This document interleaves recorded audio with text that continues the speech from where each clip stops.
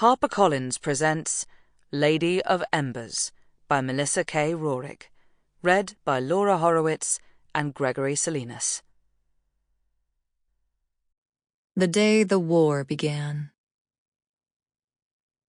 Her shadow dragon continued to circle high in the sky. It had been hours since she'd unleashed hell on the Fellowship, and her white flames were still burning brightly. She wondered how long they would continue to burn. The Fellowship itself was nothing but ashes. Had been for quite some time. Everything and everyone inside of it went up in flames. They'd all been dead, anyway. She'd made sure of that as she'd made her way through its halls. Yet, her white flames continued to rage, as if they were an extension of her own wrath. When she was out of range, would they go out?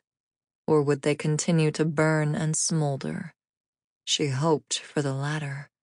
She hoped they never went out, that they would be a constant reminder to Alaric that she was 10, 20, 30 steps ahead of him, that it would be a constant reminder that she was coming for him. Him and all his Moran lords and his seraphs, and Tarek, and Talwyn. Her lip curled back at the thought of Talwyn, and memories surged up.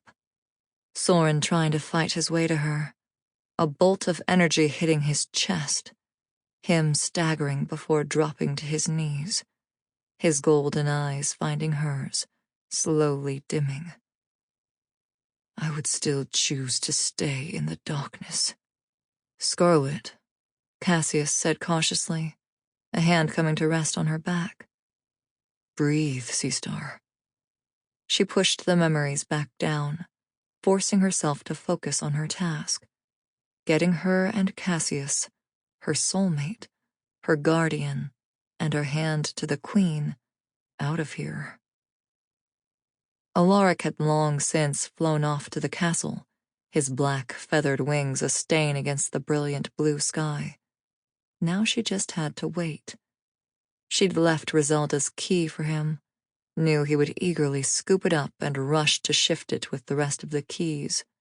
It was why she had made sure Talwyn had figured out how to shift them first. She wouldn't have left it if she wasn't certain this plan would go into effect immediately. She'd dealt him a hard hit by burning his fellowship to the ground. He'd be blinded by rage, eager to strike back.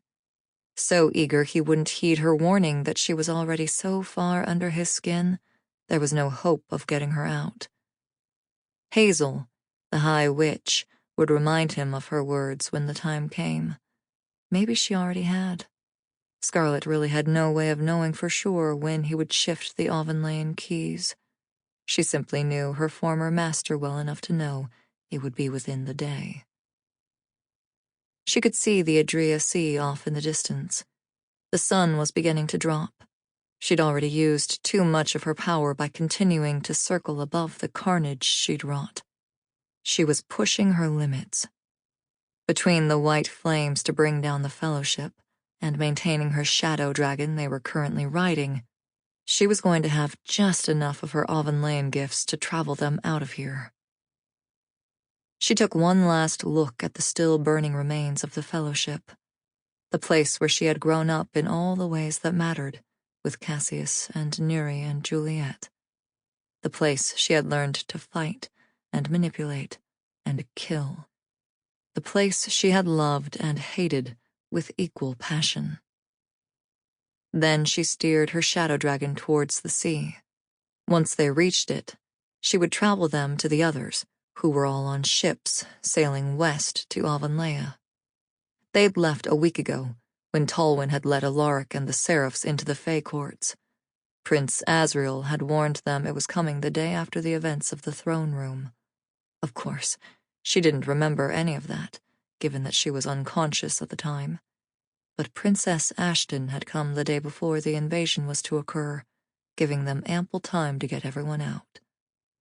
The ships had been readied for weeks by that point. A small number of ships from both the fire and water courts had been ready to set sail at a moment's notice. Sample complete. Ready to continue?